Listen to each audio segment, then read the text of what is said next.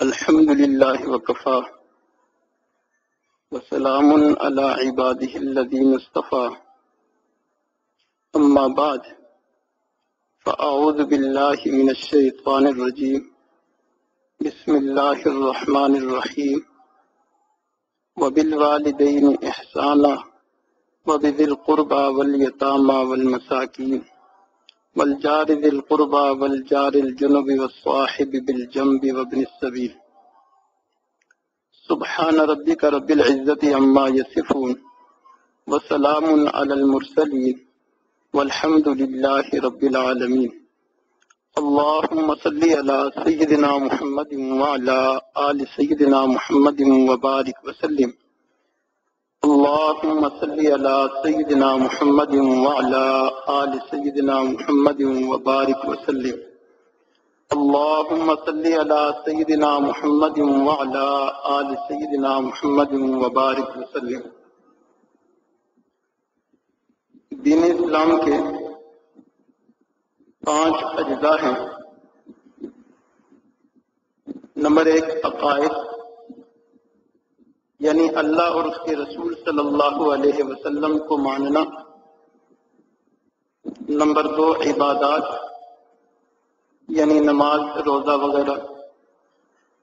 Number 3 معاملات، یعنی بیع و شراء، خرید و فروخت، لین دین کے معاملات۔ اور نمبر 3 اخلاق، انسان کی عادات، اخلاق، اوصاف۔ اور نمبر 4 معاشرت، یعنی آپس میں ایک دوسرے کے ساتھ رہن سہن۔ عام طور پر عوام الناس صرف اور صرف 2 اجزاء عقائد اور عبادات کو دین سمجھتے ہیں، اور اس کے علاوہ 3 اجزاء معاملات، اخلاق اور معاشرت کو دین کا حصہ نہیں سمجھتے ہیں۔ اور جو علماء ظاہر ہیں وہ عقائد، عبادات اور معاملات، ان 3 اجزاء کو تو دین سمجھتے ہیں، مگر اخلاق اور معاشرت کو دین کا حصہ نہیں سمجھتے۔ اور مشائخ میں بھی اکثر عقائد، عبادات، معاملات اور اخلاق کو تو دین کا حصہ سمجھتے ہیں، مگر معاشرت کو وہ بھی اہمیت نہیں دیتے۔ اگر دیتے بھی ہیں تو اپنی حد تک تو معاشرت کو دین سمجھتے ہیں، لیکن اس کی آگے واعظ و تبلیغ کرنا، تعلیم دینا، یہ آج کے اس دور میں چھوٹا ہوا ہے۔ اس لیے دل میں اللہ تعالیٰ نے یہ بات ڈالی کہ معاشرت پر بھی کچھ بات ہو۔ معاشرت کیا ہے؟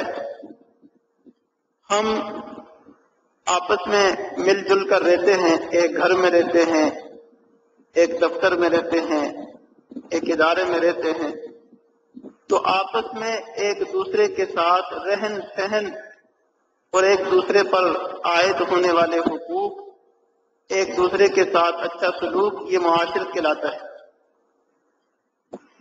دین اسلام کا حسن یہ ہے کہ اس نے صاحب بالجنب سے لے کر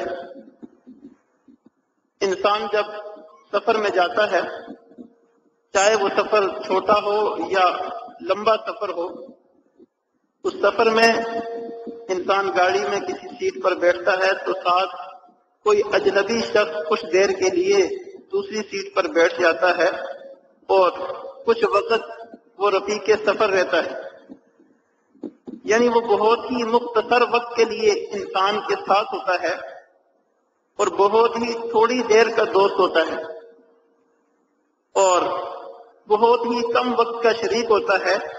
ایسے شخص کو صاحب بالجنب کہتے ہیں۔ دین اسلام نے صاحب بالجنب سے لے کر والدین تک، جن سے انسان پیدا ہوتا ہے، یا میاں بیوی تک کہ جن کا ساری زندگی آپس میں ایک دوسرے کا شریک سفر رہتے ہیں، شریک غم رہتے ہیں، ساری زندگی ان دونوں کی ایک ساتھ گزرتی ہے، میاں بیوی تک اور والدین کے حقوق تک، ہر ایک کے حقوق اور ہر ایک کے ساتھ کیا سلوک کرنا ہے، یہ سب کچھ دین اسلام نے کھول کھول کر بتا دیا ہے۔ اور یہ دین اسلام کا حسن ہے دین اسلام کے علاوہ کوئی بھی ایسی معاشرت نہیں ہے، اسلامی معاشرت کے علاوہ کوئی بھی ایسی تہذیب نہیں ہے کہ جتنا باریکیوں کا خیال دین اسلام نے رکھا ہے اتنا خیال کسی اور تہذیب، تمدن یا کسی اور معاشرت میں خیال رکھا جاتا ہو۔ چنانچہ ارشاد فرمایا وَبِالْوَالِدَيْنِ احسانا، والدین کے ساتھ اچھا سلوک کرو، ذی القربہ رشتہ داروں کے ساتھ، یتیموں کے ساتھ، مساکین کے ساتھ، اپنے وہ پڑوسی جو رشتہ دار بھی ہیں اور وہ پڑوسی جو صرف پڑوسی ہی ہیں، رشتہ دار نہیں ہیں، اور صاحب بالجنب اور اپنے غلام، تمام کے ساتھ حسن سلوک کے ساتھ پیش آؤ۔ اب وہ تمام حقوق کیا ہیں؟ یہ تو ایک لمبی تفصیل ہے۔ والدین کے حقوق کیا ہیں، پڑوسیوں کے کیا ہیں، بیوی کے کیا ہیں، شوہر کے کیا ہیں، بھائیوں کے کیا ہیں، محلے داروں کے کیا ہیں۔ اس پر وقتاً فوقتاً بات ہوتی بھی رہی ہے، لیکن آج ان تمام حقوق کا جو لب لباب اور مقصد ہے، جو خلاصہ ہے، وہ بیان کرنا ہے۔ وہ یہ ہے کہ انسان اپنی زبان، اپنے قول، اپنے فعل، کسی بھی اعتبار سے کسی دوسرے انسان یا مسلمان کو تکلیف نہ پہنچائے۔ نبی علیہ السلام کا ارشاد ہے المسلم من سلم المسلمون من لسانه ویدہ، کامل مسلمان مومن وہ ہے کہ جس کے ہاتھ اور زبان سے دوسرے مسلمان محفوظ رہیں۔ ہاتھ اور زبان سے کسی دوسرے مسلمان کو تکلیف نہ پہنچائی جائے، کسی دوسرے مسلمان کو ایذا نہ پہنچائی جائے۔ اب یہ مقصد کہ کسی کو تکلیف نہ پہنچے اور کسی کا دل خوش ہو جائے، یہ بہت بڑا مقصد ہے۔ چنانچہ اگر اللہ تعالیٰ کی مخلوق میں سے کسی ادنا مخلوق، چاہے وہ چمٹی ہو، چاہے وہ مکھی ہو، مچھر ہو، اگر کسی کا آپ دل خوش کریں گے تو اس کے دل خوش کرنے کی بنا پر اللہ تعالیٰ کا دل ہم سے خوش ہوگا۔ یہ اتنا بڑا عمل ہے۔ اور اگر آپ کسی مخلوق کو بھی ادنا تکلیف پہنچائیں گے تو اس سے اللہ تعالیٰ ہم سے ناراض ہوں گے۔ چنانچہ کسی مسلمان کا دل خوش کرنا تو بہت بڑے درجے کی بات اور ثواب کی بات اور بہت ہی سعادت کی بات ہے کہ انسان اس نیت سے کہ اللہ تعالیٰ مجھ سے خوش ہو جائیں کسی مسلمان کا دل خوش کر دے۔ جب کسی مسلمان کا دل خوش ہوتا ہے تو اس کے دل سے دعا نکلتی ہے اور وہ دعا ایسے اللہ تعالیٰ کے پاس پہنچتی ہے جس طرح مظلوم کی بد دعا پہنچتی۔ خوشی کے موقع پہ دعا ایسے قبول ہوتی ہے اور مظلوم کی غمی کے موقع پر بد دعا بھی ایسے قبول ہوتی ہے کہ اللہ اور اس دعا کے درمیان کوئی حجاب اور پردہ نہیں ہوتا۔ تو کسی کا دل خوش کرنا بہت ہی بڑے درجے کی بات اور کسی کو تکلیف پہنچانا یہ بہت ہی گناہ کی بات۔ اس لیے ارشاد فرمایا المسلم من سلم المسلمون من لسانه ویدہ، صحیح معنوں میں مسلمان وہ ہے کہ جس کے ہاتھ اور زبان سے دوسرے مسلمان محفوظ رہیں۔ چنانچہ اس حوالے سے کئی احکامات ایسے ہیں جو قرآن مجید میں ملتے ہیں اور کئی احادیث شریفہ میں ملتے ہیں کہ آپ کسی دوسرے مسلمان کو ادنا معمولی سی بھی تکلیف نہ پہنچاؤ۔ چنانچہ ہمیں اگر کسی کے گھر میں جانا ہوتا ہے تو حکم ہے یا ایھا الذین آمنوا لا تدخلوا بیوتا غیر بیوتکم حتی تستأنسوا وتسلموا۔ کسی کے گھر میں اگر آپ نے جانا ہے تو اس وقت تک آپ اندر داخل نہیں ہو سکتے جب تک آپ اجازت نہ لے لو اور سلام نہ کر لو۔ اجازت ملے گی تو پھر گھر میں داخل ہو سکو گے، اگر اجازت نہیں ملتی تو پھر تم وَإِنْ قِيلَ لَكُمُ ارْجِعُوا فَارْجِعُوا، اگر آپ کو کہا جائے کہ آپ واپس چلے جاؤ، اس وقت آپ کو اندر آنے کی اجازت نہیں تو آپ لوٹ جاؤ۔ کیونکہ ہو سکتا ہے وہ گھر میں کسی ایسی حالت میں ہو کہ وہ آپ کا گھر میں آنا ناگوار سمجھتا ہو، اچھا نہ سمجھتا ہو، آرام کر رہا ہو یا اپنی خلوت میں ہو، تو آپ اگر ایسے موقع پر بغیر اجازت کے گھر میں داخل ہو جائیں گے تو اسے تکلیف ہوگی، ایذا ہوگی، ناگواری ہوگی۔ اس لیے حکم دیا کہ جب تک اجازت نہ مل جائے کسی کے گھر میں داخل نہیں ہو سکتے۔ اور پھر چونکہ کچھ غلام اور چھوٹے بچے جو نابالغ ہوتے ہیں ان کا گھر میں آنا جانا رہتا ہے، وہ گھر کے افراد ہوتے ہیں، ان کو بھی اگر یہ کہہ دیا جاتا کہ اگر آپ اجازت جب تک نہ ملے تو گھر میں آپ کا جانا منع ہے، تو ایک تو بار بار ان کا اجازت لینا پھر گھر والوں کا اجازت دینا، یہ فریقین کے لیے تکلیف اور ایذا کا باعث ہے۔ اس لیے حکم دیا لِيَسْتَأْذِنْكُمُ الَّذِينَ مَلَكَتْ أَيْمَانُكُمْ وَالَّذِينَ لَمْ يَبْلُغُوا الْحُلُمَ مِنْ قَبْلُ 3 مرات۔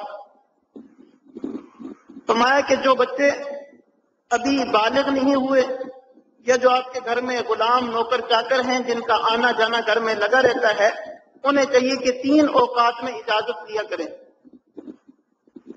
من قبل صلاۃ الفجر، فجر کی نماز سے پہلے آرام کا وقت ہے، اور ظہر کی نماز سے پہلے یا بعد دوپہر کو جب قیلولہ کرتے ہیں آرام کا وقت ہے، ومن بعد صلاۃ العشاء، اور عشاء کی نماز کے بعد آرام کا وقت ہے، 3 عورات لکم۔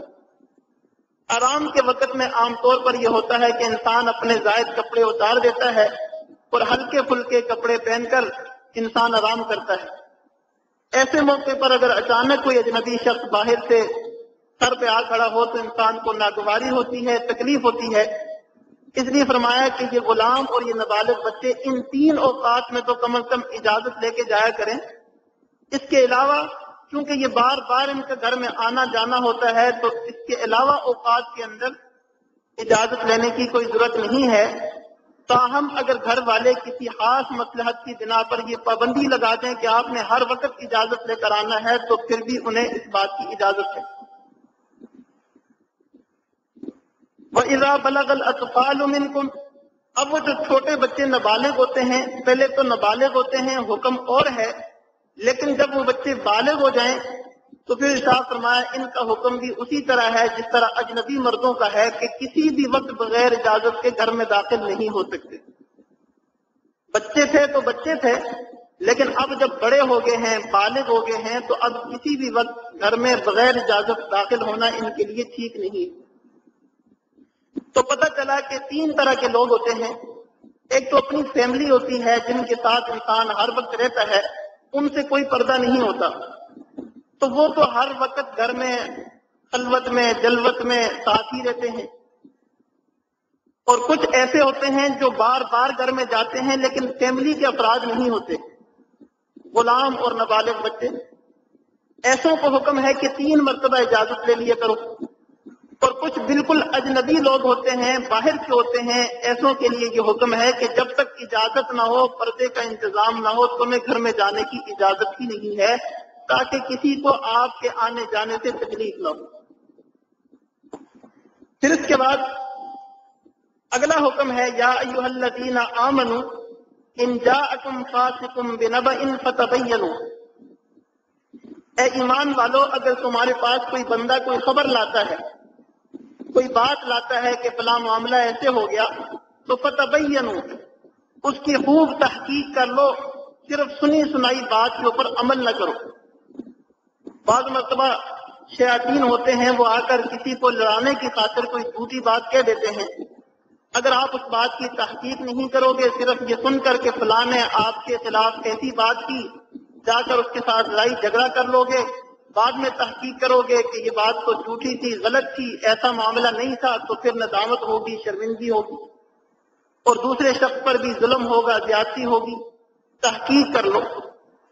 یا پھر آپ نے کسی کی سنی سنائی بات سن لی، پھر اس کو آگے پھیلا دیا، جتنے لوگوں نے اس بات کو سنا وہ اس پر عمل کریں گے، حالانکہ بات سچی نہیں ہوگی، ان سب لوگوں کو پریشانی ہوگی، وبال آپ کے اوپر آئے گا، شرمندگی آپ کو ہوگی۔ اس لیے نبی علیہ الصلوۃ والسلام نے ارشاد فرمایا بندے کے جھوٹا ہونے کے لیے اتنا کافی ہے کہ ایک بات کو سن کر بغیر تحقیق کے آگے پھیلا دے۔ آج کل موبائل پہ میسج ہوتے ہیں، ان میں یہی ہوتا ہے افواہ پھیلا دیتے ہیں بغیر تحقیق کے، بس اس کو آگے بھیجتے رہتے ہیں۔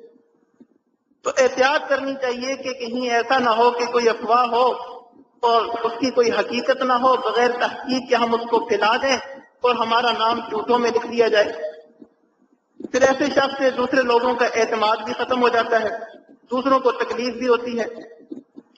تو دین اسلام نے یہ تعلیم دی کہ ایسا کام نہ کرو کہ جس سے کسی دوسرے مسلمان کو ادنا بھی ناگواری یا پریشانی یا تکلیف ہو۔ اس کے بعد تیسرا حکم ارشاد فرمایا وَإِن طَائِفَتَانِ مِنَ الْمُؤْمِنِينَ اقْتَتَلُوا فَأَصْلِحُوا بَيْنَهُمَا۔ آپس میں رہن سہن ہے، کئی مرتبہ دو افراد کا آپس میں جھگڑا ہو جاتا ہے، اکٹھے برتن بھی ٹکرا جاتے ہیں، تو دو انسان بھی آپس میں ٹکرا سکتے ہیں، آپس میں کوئی اختلاف ہو سکتا ہے۔ بعض مرتبہ صحابہ کرام جیسی شخصیات کا بھی آپس میں بات ہو جاتی ہے، تو اختلاف ہو سکتا ہے، یہ انسانی فطرت ہے، جھگڑا ہو سکتا ہے۔ تو حکم دیا کہ اب اس جھگڑے کو دیکھ کر آپ لوگ مزید تیلی نہ لگاؤ، مزید اس جھگڑے کو بڑھانے کی کوشش نہ کرو، مزید اس کو بڑھانے کی کوشش نہ کرو، بلکہ فَأَصْلِحُوا بَيْنَهُمَا، ان دونوں میں صلح کرانے کی کوشش کرو، ان دونوں کو بٹھاؤ، جو حق ہے اس کو حق بتاؤ، جو باطل ہے اس کو باطل بتاؤ، ان دونوں فریقوں میں صلح کرانے کی کوشش کرو تاکہ یہ لڑائی جھگڑا ختم ہو جائے۔ انما المؤمنون اخوۃ، مسلمان سب آپس میں بھائی بھائی ہیں، فاصلحوا بینکم، آپس میں صلح کر لو۔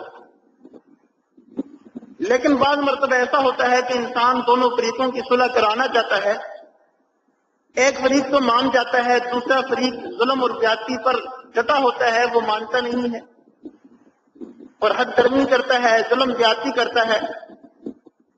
تو پھر ایسے موقع پہ ارشاد فرمایا کہ فَإِن بَغَتْ إِحْدَاهُمَا عَلَى الْأُخْرَى فَقَاتِلُوا الَّتِي تَبْغِي حَتَّى تَفِيءَ إِلَى أَمْرِ اللَّهِ، جو فریق ظلم کرتا ہے، زیادتی کرتا ہے، حق بات کو تسلیم نہیں کرتا، تم سب کے سب لوگ جمع ہو کر اس کے خلاف کھڑے ہو جاؤ،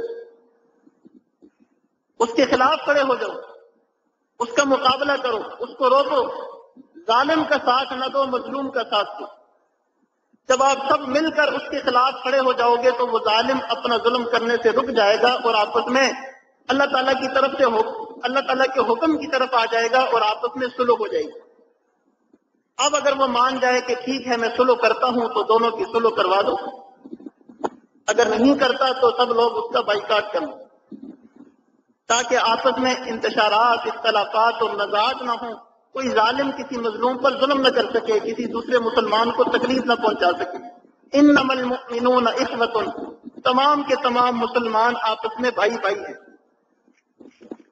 پھر اس کے بعد اگلا حکم ارشاد فرمایا آپس میں رہتے ہو، اپنی اپنی قومیں ہیں، اپنے اپنے قبیلے ہیں، اپنے اپنے خاندان ہیں، کوئی کس قوم کا ہے، کوئی کس ذات کا ہے، کوئی کس زبان کا ہے، کوئی کس صوبے کا ہے، تو آپس میں قبائل شتیٰ، مختلف قبائل ہیں، مختلف قومیں ہیں، مختلف زبانیں ہیں۔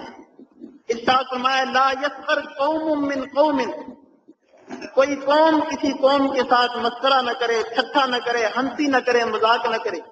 بحیثیت قوم، کوئی قوم کسی دوسری قوم کے ساتھ، دوسری ذات کے ساتھ، دوسری زبان والوں کے ساتھ مذاق نہ کرے، تمسخر نہ کرے۔ عسیٰ ان یکونوا خیرا منہم، ممکن ہے کہ آپ اس کو حقیر سمجھ کے مذاق کر رہے ہو اور اللہ تعالیٰ کے ہاں وہ تجھ سے کہیں زیادہ بہتر ہوں، آپ سے کہیں زیادہ اللہ تعالیٰ کے ہاں اچھے ہوں۔ اللہ تعالیٰ کے ہاں تو معیار قومیت پر نہیں ہے، لسانیت پر نہیں ہے، مال اور دنیا پر نہیں ہے، بلکہ ان اکرمکم عند اللہ اتقاکم۔ اللہ تعالیٰ رنگ و نسل کو نہیں دیکھتے بلکہ دلوں کو دیکھتے ہیں۔ اگر اس کے دل میں تقوی زیادہ ہوگا، خشیت زیادہ ہوگی تو اللہ تعالیٰ کا زیادہ مقرب ہوگا، اللہ تعالیٰ کا ولی ہوگا۔ اور من عاد لی ولیا فقد آذنتہ بالحرب، اگر اللہ کے کسی محبوب اور پسندیدہ بندے کو ہم نے تکلیف دی تو اللہ تعالیٰ کی طرف سے ہمارے خلاف اعلان جنگ ہے۔ تو اس لیے کوئی قوم بحیثیت قوم کسی قوم کے ساتھ مسخرہ نہ کرے، مذاق نہ کرے، ٹھٹھا نہ کرے، اس سے دوسرے لوگوں کو تکلیف ہوتی ہے، ناگواری ہوتی ہے۔ یہ تو عام لوگوں کو کہا، لیکن یہی حکم عورتوں کو بطور خاص کہا۔ وَلَا نِسَاءٌ مِّن نِسَاءٍ عَسَىٰ أَن يَكُنَّ خَيْرًا مِّنْهُنَّ، عورتوں کو تاکید کے ساتھ حکم فرمایا کہ عورتیں دوسری عورتوں کے ساتھ مذاق اور ٹھٹھا نہ کریں۔ وجہ اس کی یہ ہے کہ اس گناہ میں عورتیں زیادہ مبتلا ہوتی ہیں۔ وہ اگر کسی کے اوپر تبصرہ کرنے بیٹھتی ہیں تو اس کے سارے پول کھول دیتی۔ اس لیے تاکید کے ساتھ فرمایا کہ عورتوں کو بھی چاہیے کہ وہ کسی دوسری عورتوں کے بارے میں ایسا تبصرہ نہ کریں، ایسا مذاق نہ کریں، ایسا مسخرہ نہ کریں۔ ہو سکتا ہے وہ آپ سے کئی درجے بہتر ہوں اور اللہ تعالیٰ کے زیادہ قریب ہوں، اللہ تعالیٰ کی پسندیدہ ہوں۔ پھر اس کے بعد حکم فرمایا وَلَا تَلْمِزُوا أَنفُسَكُمْ، آپس میں ایک دوسرے پر عیب نہ لگاؤ، ایک دوسرے کو تانے نہ دو۔ انسان ہے، خطائیں بھی ہو جاتی ہیں، غلطیاں بھی ہو جاتی ہیں، لیکن انسان ہونے کے ناطے انسان پھر توبہ بھی کر لیتا ہے، گناہوں سے پاک صاف بھی ہو جاتا ہے۔ ایک شخص نے اللہ تعالیٰ کے نزدیک توبہ کر لی ہے، گناہ اس کے معاف ہو چکے ہیں، ہم اسے پچھلے گناہوں کے، پچھلے عیوب کے تانے دیتے رہیں، اس پر وہ پچھلے عیوب چپکاتے رہیں تو یہ بات ٹھیک نہیں ہے۔ ارشاد فرمایا وَلَا تَلْمِزُوا أَنفُسَكُمْ، ایک دوسرے کے اوپر عیب نہ لگاؤ، ایک دوسرے کو تانا نہ دو، یہ بات ٹھیک نہیں ہے۔ پھر ارشاد فرمایا وَلَا تَنَابَزُوا بِالْأَلْقَابِ، کسی کو برے لقب سے نہ پکارو۔ سب مسلمان ہیں، مومن ہیں، ہر ایک کا اپنا نام ہے، پسندیدہ نام ہے۔ یہ نام بڑی عجیب چیز ہے۔ اگر آپ کسی کا نام لے کر اس کو پکاریں، اجنبی شخص ہو تو وہ دل میں سوچتا ہے کہ اس کو میرا نام کیسے یاد ہے۔ تو جب وہ دل میں اس بات کو سوچتا ہے کہ اس کو میرا نام یاد ہے تو اس کے دل میں کچھ نہ کچھ نام لینے والے کی محبت پیدا ہو جاتی ہے، کس نے میرا نام لیا۔ تو اگر نام کو ہم بد نام کریں گے، برا نام لیں گے، برا لقب اس کے لیے پکاریں گے تو اس بندے کو بڑی تکلیف ہوگی، اس نے میرا برا نام رکھا ہے، برے لقب سے مجھے پکارا ہے۔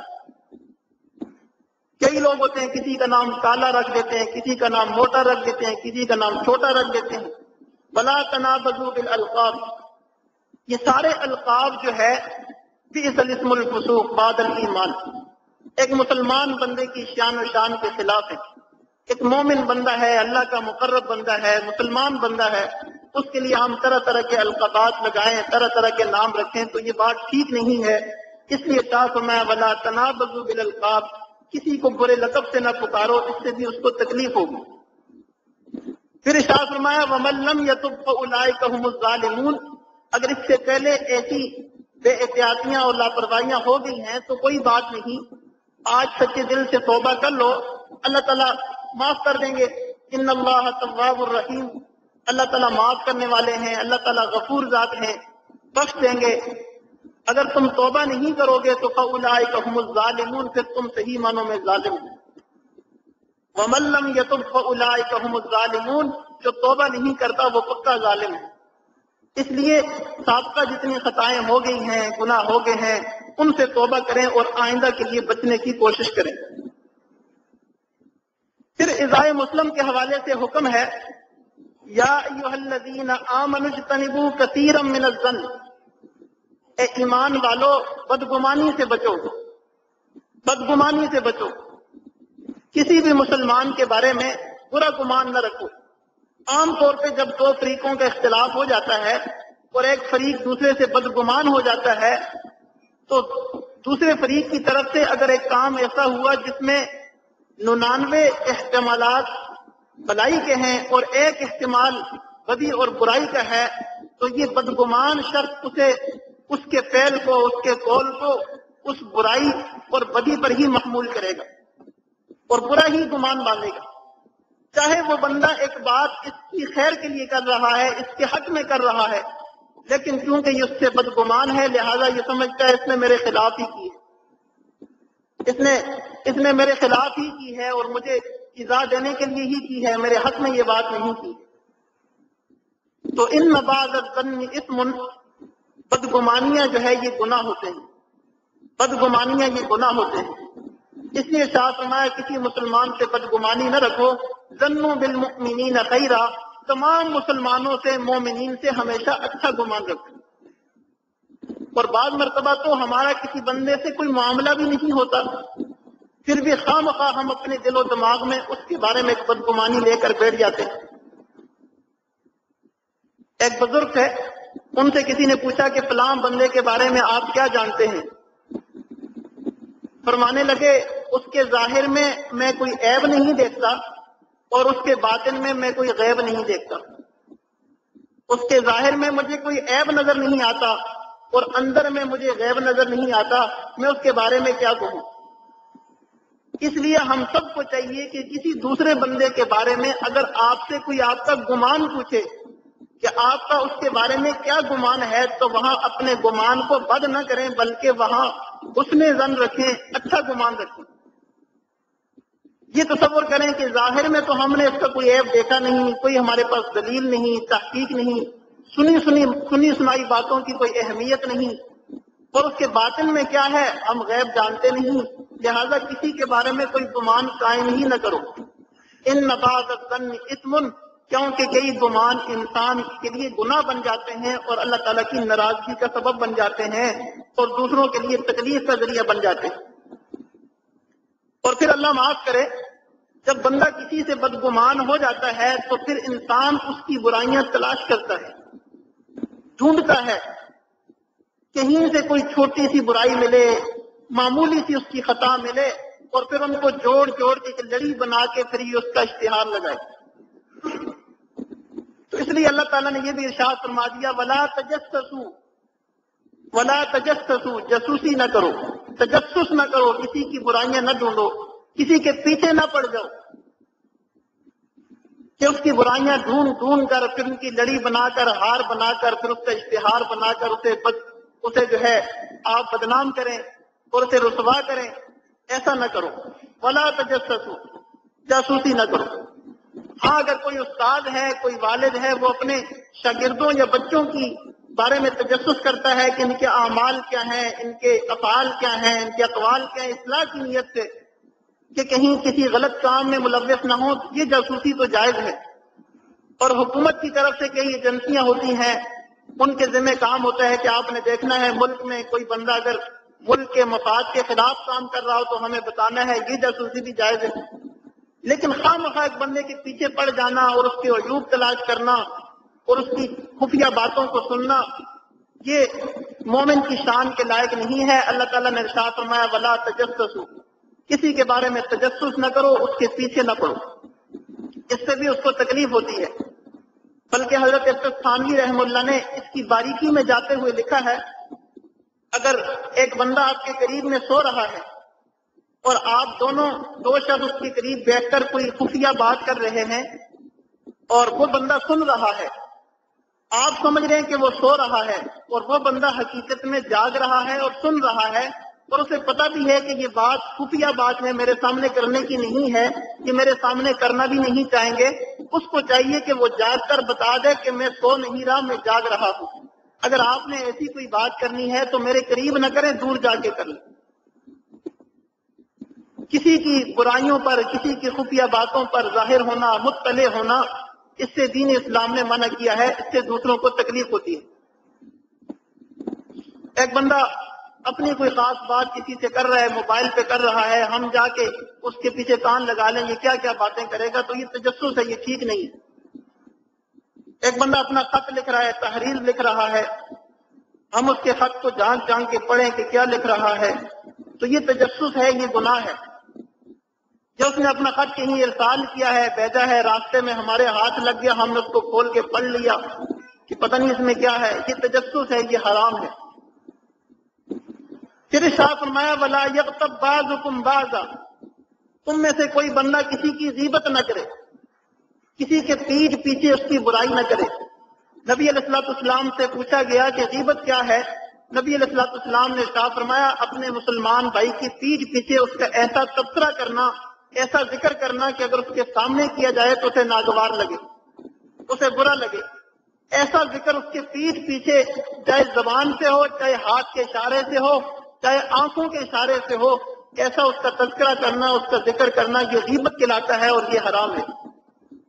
بعض صحابہ کرام نے پوچھا کہ یا رسول اللہ، بعض مرتبہ ایسے ہوتا ہے کہ کسی بندے کی کوئی برائی بیان کی جاتی ہے اور وہ برائی اس کے اندر موجود بھی ہوتی ہے، تو کیا پھر بھی غیبت ہے؟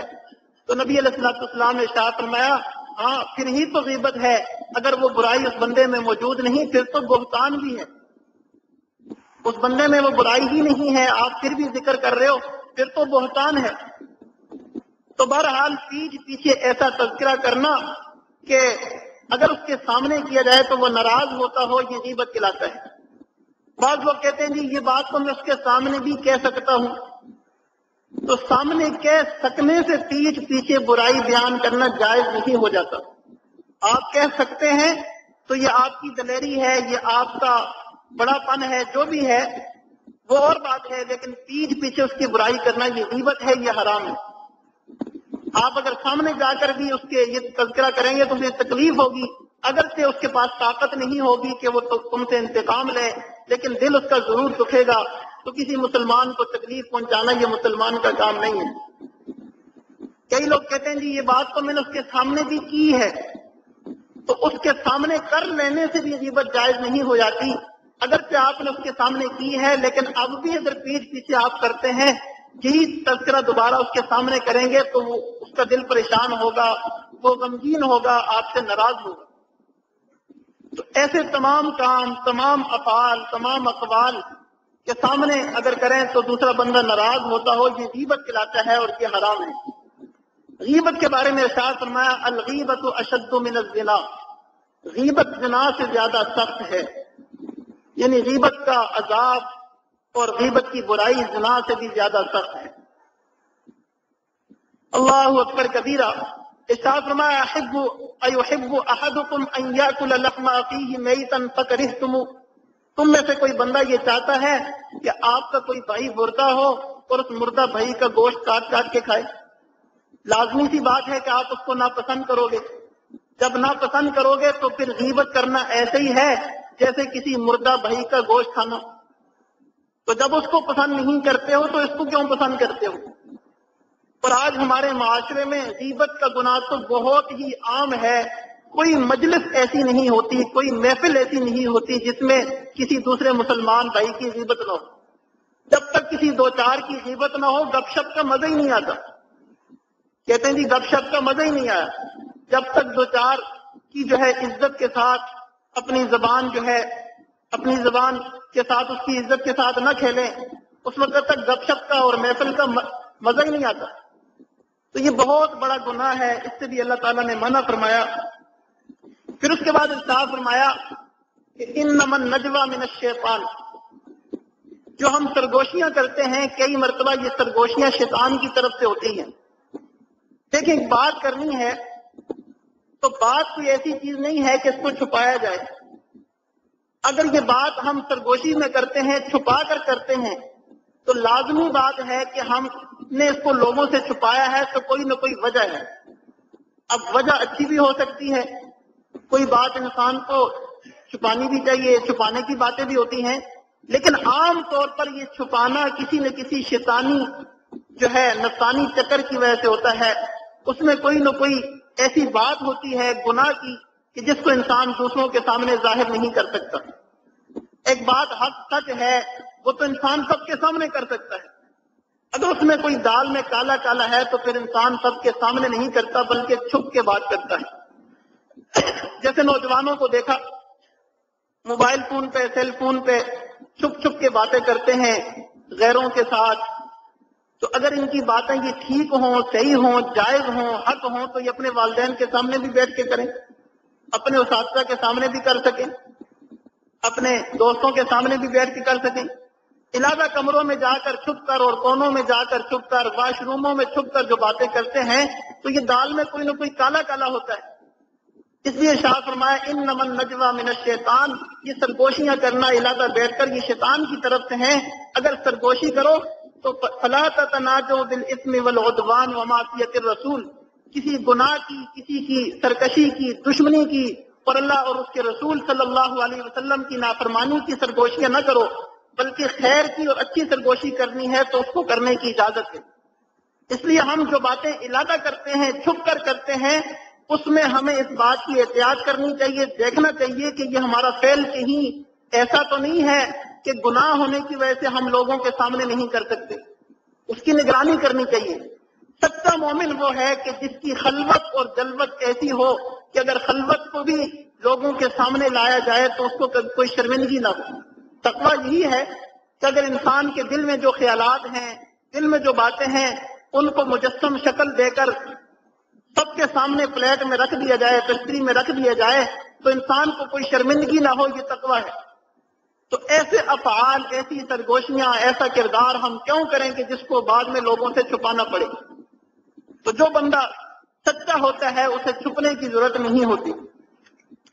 پھر اس کے بعد ارشاد فرمایا یا ایھا الذین آمنوا اذا قیل لکم تفسحوا فی المجالس فافسحوا یفسح اللہ لکم، اے ایمان والو جب تم مجلس میں بیٹھے ہو، اوپر سے کوئی اور شخص آ جاتا ہے، جگہ تنگ ہے، اس نئے آنے والے بندے کو جگہ دینی ہے، تو اگر تمہیں حکم دیا جائے کہ تھوڑا سا کشادگی اختیار کرو، مجلس میں تھوڑی سی جگہ بناؤ، تو فافسحوا، تم لوگ جگہ بنا لیا کرو آنے والے کے لیے۔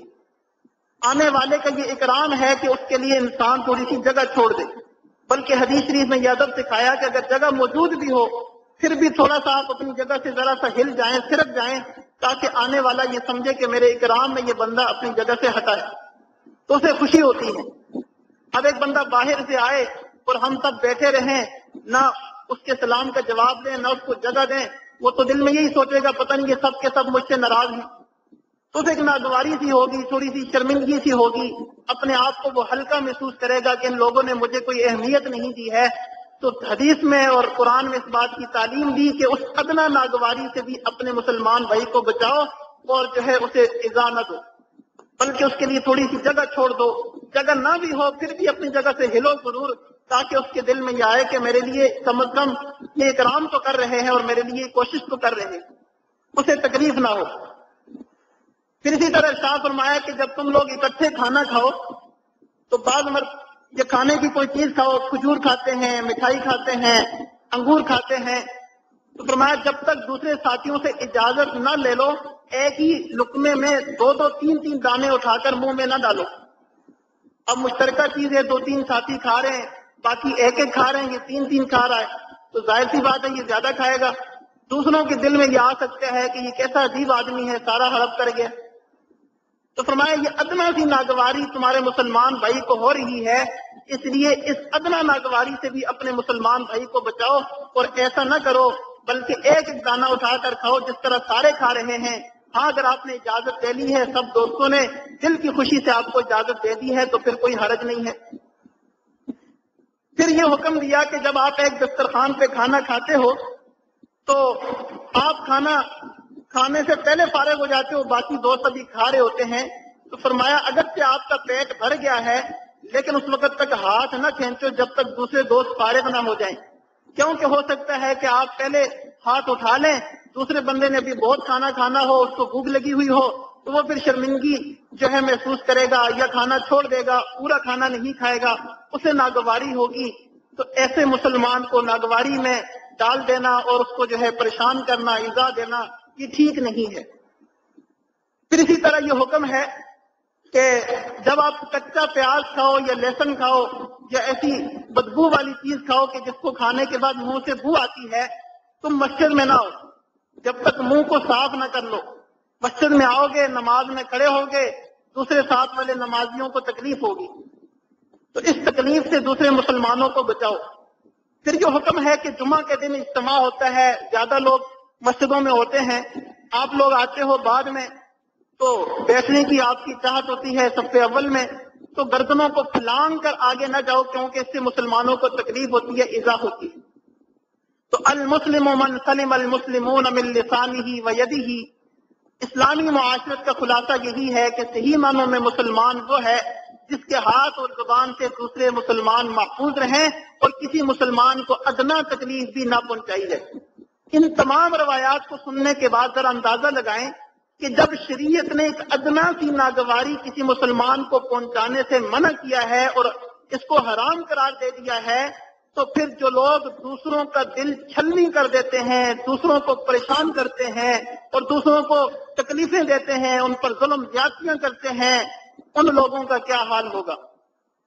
اس لیے کہا گیا کہ تمام بیماریوں میں سب سے بری بیماری دل کی بیماری اور دل کی بیماریوں میں سب سے بری بیماری دل آزاری ہے، کسی مسلمان کا دل دکھانا ہے۔ جس بندے نے کسی بھی مسلمان کا دل دکھایا ہوا ہو وہ بندہ کبھی بھی اللہ کا مقرب نہیں ہو سکتا جب تک اس سے معافی نہ مانگ لے۔ اس لیے ہم آج کی اس مجلس میں یہ عزم کریں کہ ہم نے ایسی زندگی گزارنی ہے کہ دنیا کے اندر اللہ تعالیٰ کی مخلوق میں سے کوئی ایسی مخلوق نہ ہو کہ جو کہے کہ میں فلاں بندے سے پریشان ہوں، فلاں بندے کی طرف سے مجھے تکلیف پہنچتی ہے۔ ایسا وقت ہم گزاریں کہ مسلمان تو مسلمان، انسان تو انسان، اللہ تعالیٰ کی کوئی بھی مخلوق ہم سے یہ گلہ نہ کرے کہ اس بندے سے ہمیں تکلیف پہنچ رہی۔ ہمارے مشائخ اور اکابر تو چمٹیوں کا بھی خیال رکھتے تھے، بلیوں کا بھی خیال رکھتے تھے، اور اللہ تعالیٰ کی تمام مخلوقات کی جو ہے خیال رکھتے تھے کہ ان کو کوئی تکلیف نہ پہنچے۔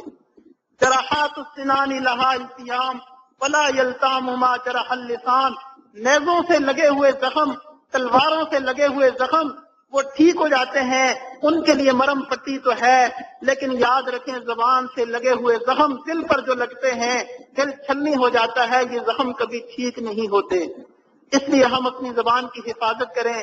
انسان ایک دو بول ایسے بول دیتا ہے کہ اگلے کا دل اتنا زخمی ہو جاتا ہے کہ صدیوں پھر وہ زخم نہیں بھرتا۔ اس لیے اس زبان کو کنٹرول میں رکھیں، اس کی حفاظت کریں تاکہ کوئی بھی مسلمان ہم سے تکلیف میں نہ ہو۔ ہم تو پہلے ہی گناہوں میں ڈوبے ہوئے ہیں، پہلے ہی کمزور ہیں، حقیر ہیں، اللہ تعالیٰ کے سامنے کیا منہ دکھائیں گے؟ الٹا پھر ہم اللہ تعالیٰ کی مخلوق کو بھی پریشان کریں، انہیں بھی ایذا دیں تو پھر ہمارا کیا بنے گا؟ ہمارا تو خود ہی اعمال نامہ جو ہے ایسا ہے کہ وہ کسی کے سامنے دکھانے کا نہیں ہے، الٹا ہم لوگوں کے بھی دل دکھاتے پھریں تو پھر تو ہمارا کچھ بھی نہیں ہے، ہمارا تو معاملہ بہت خراب ہے۔ اس لیے اس بات کی کم از کم احتیاط ہو کہ کسی کو اگر خوشی نہیں پہنچا سکتے تو کم از کم کسی کا دل بھی نہ دکھائیں۔ دعا ہے اللہ تعالی ہم سب کو ان باتوں پر عمل کرنے کی توفیق عطا فرمائے۔ وآخر دعوانا الحمد للہ رب العالمین۔